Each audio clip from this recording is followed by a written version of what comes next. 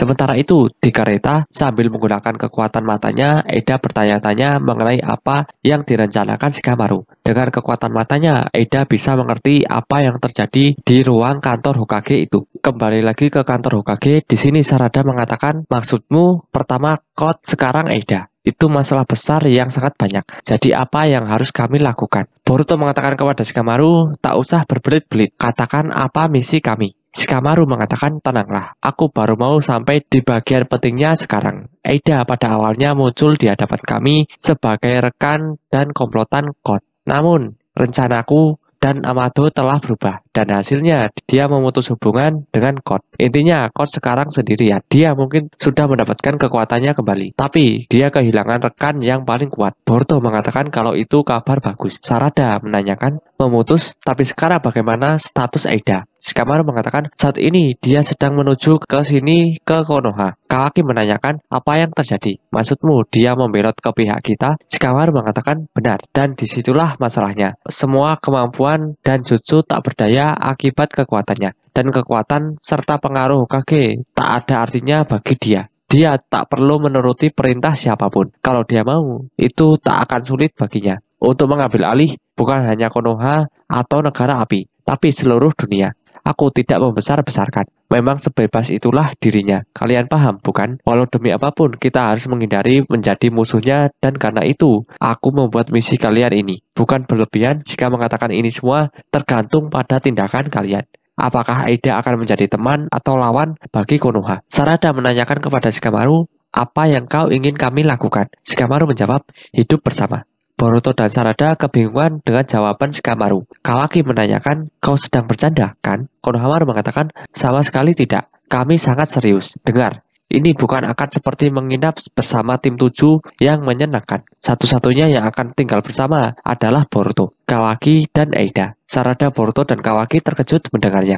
Aida yang berada di kereta juga terkejut mendengarnya, karena dia tidak menyangka akan tinggal bersama langsung. Amado yang juga berada di kereta bersama Aida bertanya kepada Aida. Amado heran mengapa Aida bisa terkejut seperti itu. Kawaki mengatakan itu tidak lucu. Buat apa?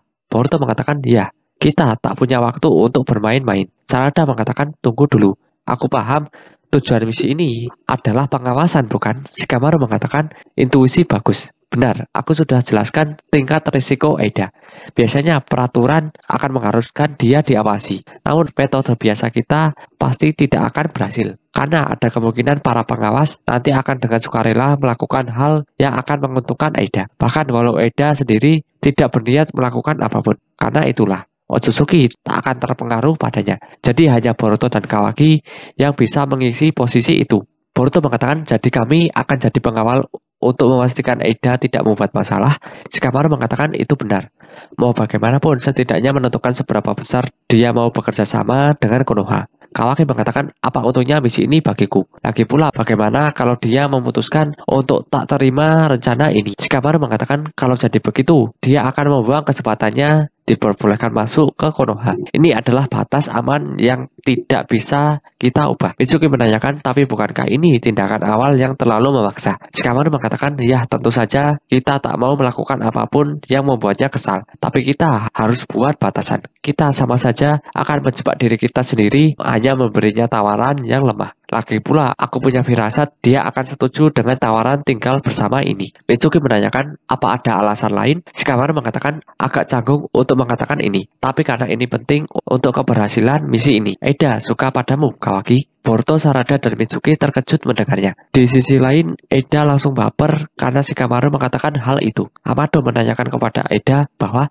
ada apa? Apa yang mereka bicarakan sejak tadi? Daimon yang tidur di pangkuan Aida pun terbangun karena detak jantung Aida yang berdetak kencang sekali. Daimon pun menanyakan kepada Aida. Aida merasa kalau dia akan jantungan sebelum sampai ke Konoha. Namun inilah yang sebenarnya dia cari. Sambil memeluk Daimon, Aida mengatakan bahwa dirinya saat ini sangat jatuh cinta. Amado hanya terdiam sambil melihat Aida. Sementara itu di kantor Hokage, Shikamaru mengatakan ini adalah alasan nomor 1 dia datang ke Konoha. Kawaki, aku tak mau mencampuri kehidupan atau perasaan pribadimu, tapi berhati-hatilah bagaimana kau bersikap padanya. Aku tak mengarang saat aku bilang masa depan Konoha bergantung pada tindakan kalian. Boruto mengatakan, Hei, semua orang biasa akan jadi suka dengan Aida bukan? Jadi dia punya pilihan banyak. Kenapa dia pilih Kawaki yang bahkan kekuatannya sendiri tidak mempan? Sumire mengatakan ini hanya dugaanku saja. Tapi bukankah tidak menyenangkan kalau kau tahu seseorang menyukaimu, tapi karena kekuatan alami atau jutsu yang kau miliki? Kurasa Aida ini ingin benar-benar merasakan cinta yang normal. Tapi itu pun aku tak yakin. Kawaki mengatakan, aku tak paham. Itu tidak logis. Apa dia itu bodoh? Shikamaru mengatakan, ngomong-ngomong, kau sebaiknya jangan bicara buruk soal dia. Aida bisa melihat semuanya dan juga mendengar semuanya. Dia juga punya kemampuan itu. Boruto, Kawaki, Sarada, dan Mitsuki terkejut mendengar perkataan Shikamaru. Shikamaru mengatakan, dia saat ini mungkin tidak mengawasi kita, tapi sepertinya dia juga bisa melihat perulangan masa lalu, seperti menonton tayangan ulang rekaman video. Boruto mengatakan, serius? Itu lebih dari curang. Shikamaru mengatakan mau bagaimanapun, semua yang kita bicarakan di sini dianggap sudah bocor. Tentu saja dengan begitu, aku juga sudah membocorkan misi kalian. Jadi pergulatan diplomatik sudah dimulai. Benar bukan, Aida? Kawaki mengatakan jadi singkatnya, kau ingin kami mengawasi Aida dan berbaik hati padanya? Shikamaru mengatakan, iya. Itu akan sangat dihargai oleh para warga Konoha. Kawaki mengatakan, aku tak suka ini. Aku lebih memilih langsung melawan Code saja. Shikamaru mengatakan, walau begitu sangat mustahil bagi kita untuk mencari tepatnya di mana lokasi Code itu. Tapi jika kita bisa mendapat bantuan Aida, kita akan bisa tahu tiap gerakannya. Konohamaru lalu mengatakan kepada Boruto, dan kau Boruto, tugasmu bukan hanya mengawasi Aida. Kau di sana juga untuk menjadi mediator antara Kawaki dan Aida. Shikamaru mengatakan kepada Boruto, kita tak bisa serahkan Kawaki sendiri untuk menangani ini. Jadi walau mungkin terdengar berlebihan, tapi ingat jika mereka berdua tidak jadian, itu artinya masa depan Konoha juga akan dalam bahaya. Itulah sikap yang harus kau lakukan. Paham? Boruto mengatakan kalau misi ini menyebalkan. Konohamaru mengatakan, ditambah lagi Sarada dan Mitsuki, kalian akan mengawasi mereka bertiga dari luar bersamaku. Shikamaru mengatakan tugas utama kalian adalah mengirim laporan. Tapi kalian harus masuk dan membedakan situasi jika terjadi masalah. Agar saja membereskan kekacauan yang ditimbulkan rekanmu. Karena kita tak tahu kapan Boruto akan mengamuk lagi. Walau begitu, seberapa besar kekuatan Aida akan mempengaruhi kalian masih tidak diketahui. Unit sensor akan terus membantu kalian, tapi laporkan segera sikap aneh apapun yang kalian lihat di diri kalian, agar kita bisa segera mengatasinya. Dengar, walau seberapa sulit pun, situasi kalian ada urutan untuk tindakan yang harus kalian ambil. Dan semakin ekstrim situasinya, semakin cepat kalian harus menentukan pilihan. Sebagai penasihat Hokage, itu adalah beban berat tugasku. Karena itu, untuk menghadapi masalah yang harus diatasi secara khusus, aku membuat rencana ini. Aku tak bertanya apakah kalian bisa atau tidak, tapi apakah kalian mau atau tidak. Boruto mengatakan, jawabannya sudah jelas, karena kelihatannya tidak ada pilihan untuk berkata tidak. Sementara itu, di atas bangunan Hokage, Sasuke mengatakan kepada Naruto bahwa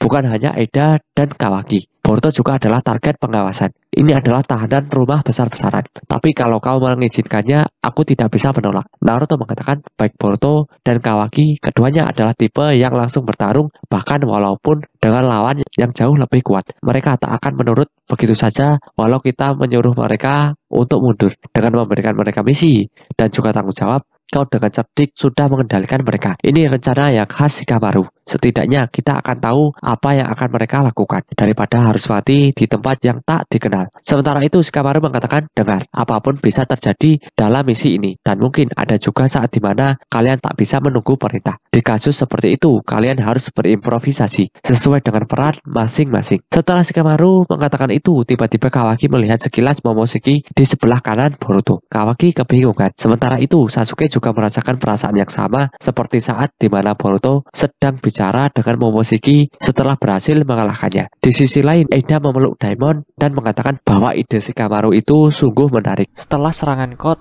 desa Konoha secara resmi menyambut Aida dan Daimon. Aida turun dari kereta menghentakkan kakinya. Aida memberi Daimon tumpangan. Daimon mengatakan, wah, kita sudah sampai. Aida melirik ke kanannya. Shikamaru, Sai, dan dua shinobi lainnya ada di sana untuk menerimanya. Shikamaru mengatakan, selamat datang di desa Konoha. Aida dan juga Daimon, kami dengan tulus menyambut Anda dari lubuk hati kami. Aida melihat ke arah Sai. Dia langsung memerah. Shinobi di sebelahnya juga memerah. Shikamaru tidak merona. Sai dalam pikirannya sendiri mengatakan, dia sangat cantik. 9 warga sipil lainnya telah mengalihkan perhatian mereka ke arahnya. Terdiam, 3 tidak berwajah, 1 wanita dan 5 pria jatuh cinta pada Aida. Eda mengatakan tidak perlu sapaan formal yang begitu manis. Shikamaru-chan, aku jelas tahu apa rencanamu. Penyampaian kalimat Shikamaru cukup kaku. Shikamaru terdiam. Eda mengatakan, itu konsep yang menarik. Kami akan dengan rendah hati menerima tawaranmu. Shikamaru mengatakan, terima kasih.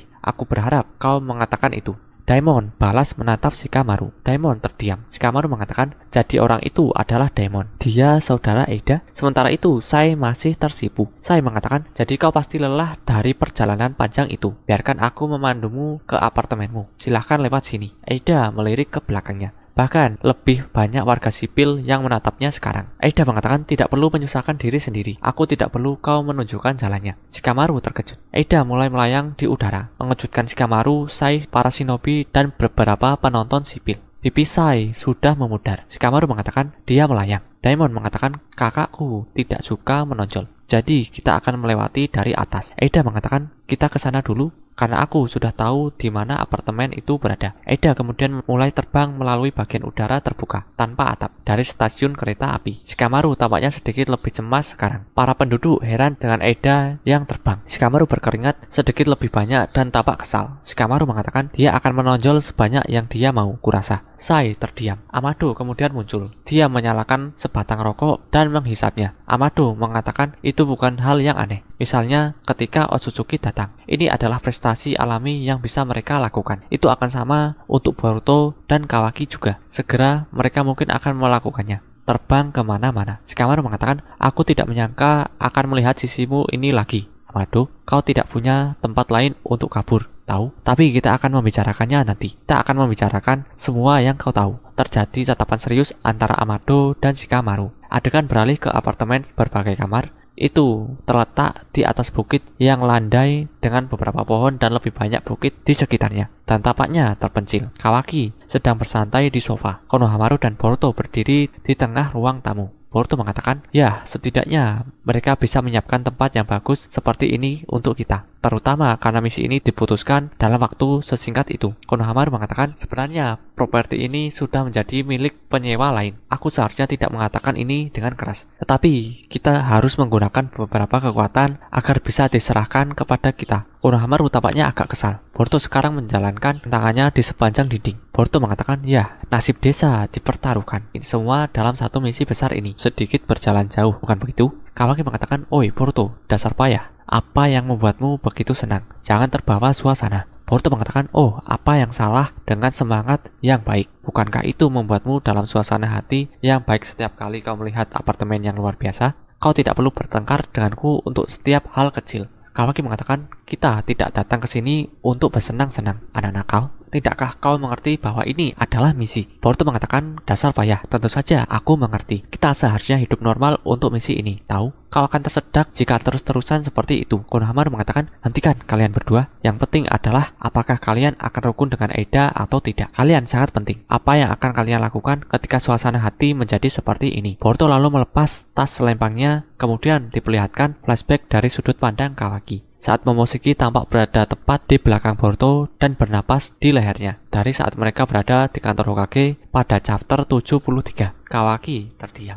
Adegan bergeser ke lantai atas apartemen lain. Gayanya mirip dan sepertinya terletak tepat di sebelah gedung Boruto dan Kawaki tinggal, meskipun jaraknya nyaman. Sarada dan Mitsuki waspada. Sarada mengistirahatkan lengannya di pagar bersandar di balkon. Dia menatap ke kejauhan. Sarada mengatakan, ya karena musuh kita memiliki pandangan yang tidak terhalang dari apapun dan segalanya. Karena Shenrigan itu, kurasa tidak banyak lagi yang bisa kita lakukan tentang berbagai hal. Menjadi penjaga yang jelas, menghadap langsung ke arah mereka, dan sebagainya. Aku tidak benar-benar tahu bagaimana merasakan dan memahami situasi ini. Mitsuki mengatakan, ini tentang memanfaatkan kewaspadaan terus-menerus. Ada makna yang melekat pada sikap itu sendiri. Dengan Eda, ini tentang mengarahkan beberapa tekanan, bahkan jika itu hanya sedikit. Itu menurut Tuan Shikamaru kan? Sarada mengatakan, ngomong-ngomong, aku tidak bermaksud bermusuhan, tapi sejujurnya aku khawatir. Percakapan mereka kemudian terganggu oleh langkah kaki. Tim 10 telah tiba. Sarada terkejut dan kebingungan. Shigadai mengatakan, "Hei, siswa terhormat, apa kalian sedang malas atau apa?" Jojo mengatakan, "Iya." Apa itu cara yang lucu untuk mengatakan apa kabar? Sarada terkejut. Sarada mengatakan, "Kalian, apa yang kalian lakukan di sini?" Inojin mengatakan menjadi orang yang penasaran, seolah-olah ada yang bisa menghentikan rasa ingin tahu kami. Kami mendengar bahwa seorang wanita super cantik akan datang. Jojo tampaknya semakin bersemangat, mengepalkan tinjunya ke depan tubuhnya.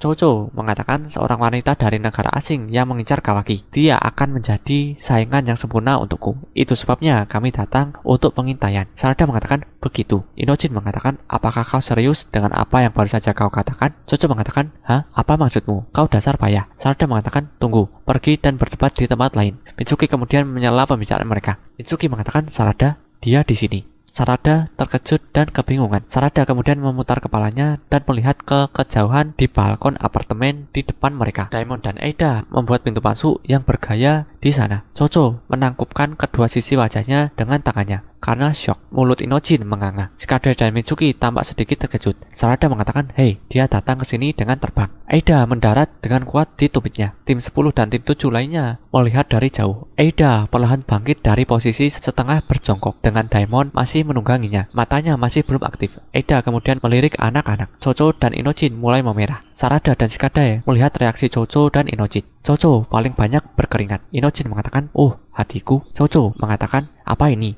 Dia benar-benar lebih dari malaikat." Sarada mengatakan, "Kendalikan dirimu sendiri. Kalian, untuk apa kau datang ke sini?" Shigadai mengatakan, "Sial, aku tidak bisa melihat wajahnya dengan jelas." Sarada mengatakan, "Tapi bagaimanapun juga, kita harus melaporkan ini pada Boruto dan yang lainnya." Mitsuki terdiam. Sarada menoleh ke arah Mitsuki. Mitsuki masih menatap keluar angkasa, seolah membeku. Matanya terbuka lebar. Mitsuki mengatakan, "Apa ini? Perasaan apa ini? Ini pertama kalinya aku merasakan emosi ini." Sarada mengatakan, "Mitsuki, apa kau baik-baik saja?" Mitsuki mulai sedikit memerah. Mitsuki mengatakan, "Aku mungkin tidak baik-baik saja." Diamond dan Eida melirik lagi ke arah anak-anak. Mereka kemudian berbalik, sepertinya menuju ke apartemen. Sarada terdiam. Adegan beralih kembali ke apartemen utama, di mana Konohamaru, Boruto, dan Kawaki masih berdebat sedikit. Konohamaru mengatakan, "Kalau begitu, aku akan kembali ke posku." "Baiklah, jadi kali ini tim sensor akan diorganisir untuk memberi kalian dukungan terus-menerus. Mereka siaga. Kau akan dapat berkomunikasi dengan salah satu anggota tim melalui Shintensin. Jika terjadi sesuatu, beritahu mereka segera." Boruto mulai merajuk dan mengatakan, "Oke." Kawaki terdiam. Konohamaru mengatakan, "Astaga, serius, kami mengandalkan kalian." Konohamaru mulai menaiki tangga, tapi kemudian dia terganggu oleh sebuah suara. Sarada mengatakan, "Konohamaru sensei." Konohamaru terkejut. "Apakah itu kau, Sarada? Ada apa?" Sarada mengatakan, "Eida,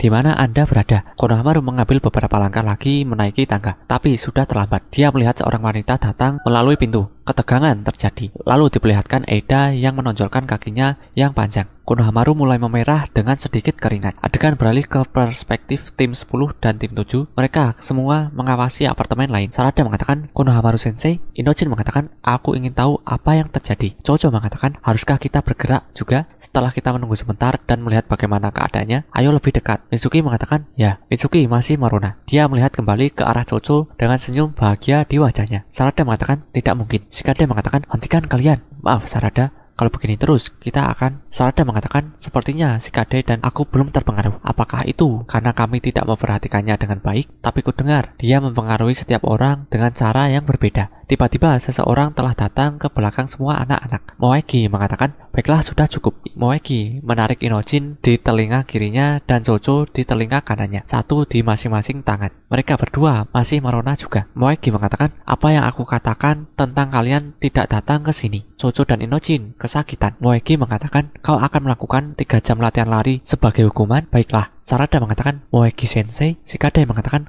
"Oh sial." Moegi bergabung dengan Sarada menatap kompleks apartemen lainnya. Moegi mengatakan, "Aku minta maaf tentang ini, Sarada, tapi biarkan aku begini. Ada apa dengan Eida? Dia sudah ada di sini, kan? Bukankah Konohamaru masih di sana bersamanya?" Sarada mengatakan, "Sepertinya begitu." Di tengah-tengah komunikasi kami, dia berhenti menjawab. Moegi mengatakan, "Kuharap dia tidak membuat wajah cabul dan meliriknya." "Bertahanlah, Konohamaru." Adegan kemudian bergeser kembali ke Konohamaru. Dia merona bahkan lebih deras dari sebelumnya. Keringatnya semakin banyak. Konohamaru dalam pikirannya sendiri mengatakan, "Tidak ada yang istimewa, bukan masalah besar. Aku harusnya menguasai diriku. Aku harus tenang." Konohamaru telah berhenti mati di tengah jalan, menatap Eida dari dasar tangga. Eida menoleh dan melihat dari balik bahu kanannya. Dia kemudian mengaktifkan mata kirinya yang lebih dekat ke sisi Konohamaru. Eda mengatakan, Konohamaru-chan, kan betapa indahnya. Ini seperti bertemu dengan teman masa kecil. Konohamaru menjadi agak kacau di sini. Ekspresi wajahnya tampak lebih takut pada dirinya sendiri. Matanya kemudian mulai bergulir ke belakang kepalanya. Konohamaru jatuh ke belakang, menuruni tangga. Dia mendarat terlentang di depan Boruto dan Kawaki. Kedua lengan Konohamaru masih lumpuh, seolah-olah mengulurkan tangan. Mereka berdua masih duduk di sofa. Boruto mengatakan, tidak mungkin. Apa yang terjadi? Konohamaru Sensei. Boruto bergegas ke sisi Konohamaru, meletakkan tangannya ke Konohamaru dan memeriksa denyut nadi. Boruto mengatakan, "Oh Sensei, astaga, kurasa tidak banyak yang bisa kulakukan untuknya." Konohamaru tidak menjawab. Tubuhnya kini lemas. Boruto melihat ke atas tangga. Boruto mengatakan, "Eda, apakah itu kau? Jangan hanya berdiri di sana. Kemarilah dan mari kita bicara." Kawaki tampaknya tidak tergerak oleh semua ini. Boruto pun menuruni tangga. Boruto tidak bisa melihat apa yang akan terjadi. Daimon sekarang telah meletakkan telapak tangannya di bahu Boruto. Daimon memposisikan dirinya untuk menumpang di Boruto sekarang. Boruto dan Kawaki terkejut. Boruto mengatakan, "Apa yang kau lakukan?" Kemudian beralih ke pemandangan Daimon yang menjulang tinggi di atas Boruto. Daimon mengatakan, "Aku si payah bernama Daimon. Aku adik laki-lakinya. Kau tahu kau Uzumaki Boruto kan?" Boruto kemudian melihat ke atas dan ke belakang. Boruto mengatakan, "Jadi namamu Daimon, dan kau adiknya?" Kawaki mengatakan, "Oi, ada apa dengan ini? Kudengar kau membawa teman atau semacamnya." Eda dalam pikirannya sendiri mengatakan, "Itu suara Kawaki." Daimon mengatakan, "Jadi kalian adalah Otsutsuki. Tapi apa kalian ingin membunuh kakak perempuanku? Jika kalian akan mencoba dan melakukan sesuatu seperti itu, aku tidak akan membiarkanmu, tahu?" Kawaki mengatakan, "Apa yang dicemaskan si payah ini? Apa dia mencoba membuat kita kesal?" Daimon mengatakan, "Jangan bicara seperti itu padaku dengan nada sombongmu. Kawaki, datanglah padaku. Aku akan mengajarimu sopan santun dengan cara yang cukup sederhana untuk kau mengerti." Boruto mengatakan, "Oi, apa yang kalian bicarakan?" Kawaki mengatakan, "Hanya si payah yang tidak layak diajak bicara." Kawaki melesat lurus ke arah Daimon. Kawaki mengatakan satu-satunya pilihan adalah menyeretnya pergi. Boruto mengatakan, "Hoi, berhenti Kawaki." Kawaki mengubah lengan kanannya berniat untuk mengayunkannya kepada Daimon. Namun Kawaki langsung ditolak mundur, seolah-olah oleh kekuatan tak terlihat. Boruto kebingungan. Kawaki meluncur mundur di sepanjang lantai. Lengannya kembali dan kembali ke posisi normal. Kawaki dalam pikirannya sendiri mengatakan, apa yang baru saja terjadi? Daimon turun dari bahu Boruto sekarang. Dia memiliki ekspresi sombong di wajahnya. Daimon mulai berjalan ke seluruh sofa dan menuju Kawaki yang masih berdiri dari lantai. Daimon mengatakan, "Ya ampun, maaf. Kali ini aku tidak akan menggunakan trik murahan. Sungguh, ayo pergi." Kawaki mengatakan, "Jangan main-main denganku." Kawaki kemudian mengaktifkan dojutsu di mata kirinya. 3 segitiga muncul di pupilnya. Daimon masih memiliki senyum lebar dan licik di wajahnya. Kawaki mencoba menyerang Daimon dengan 5 tongkat hitam sepanjang kunai. Daimon dengan mudah menangkap salah satu dari mereka di mulutnya. Adapun tongkat lainnya, dia menangkapnya dengan cekatan, hanya dengan tangan kosong. Mereka kembali ke lantai. Kawaki kebingungan. Boruto mengatakan tidak mungkin pada kecepatan itu. Daimon tiba-tiba muncul tepat di belakang Kawaki. Kawaki masih belum sempat bangkit dari posisi berlutut dari lantai. Kawaki ditendang tepat di sisi kanan wajahnya, menyambung dengan kaki kanan Daimon. Ini mengirim Kawaki ke seberang lantai lagi, sekarang berbaring di sisi kirinya. Kawaki tidak mengintip sedikit pun. Boruto kemudian naik ke atas bantal sofa. Boruto mengatakan, "Kawaki." Daimon balas mencibir ke arahnya. Boruto sekarang menerjang tepat ke arah Daimon. Boruto mengatakan, "Dasar payah, kenapa kau melakukan itu? Dasar payah." Boruto mengepalkan tangannya dan mencoba meninju wajah Daimon. Tampaknya Daimon mampu menahannya dengan tangan kirinya. Saat Boruto berjuang untuk mendorongnya ke depan, ada getaran di sekitar tangan mereka. Jadi Boruto tampaknya yang berjuang di sini ketika Daimon melingkarkan tangannya di kepalan tangan Boruto. Daimon mengendalikan situasi dari sudut pandangnya. Daimon masih tersenyum. Boruto mencoba menyapu tendangan Daimon dengan kaki kanannya. Daimon menggunakan lengannya yang lain untuk meraih pergelangan tangan kiri Boruto dan melompat untuk menghindarinya. Menggunakan Boruto sebagai pengungkit, kedua lengan mereka masih terhubung satu sama lain. Daimon kemudian melepaskan pegangannya dan melompat tepat ke punggung Boruto. Daimon meninju Boruto tepat di belakang, menjatuhkan Boruto tepat ke tanah, menghadap ke bawah. Namun itu bukan pukulan besar. Tidak ada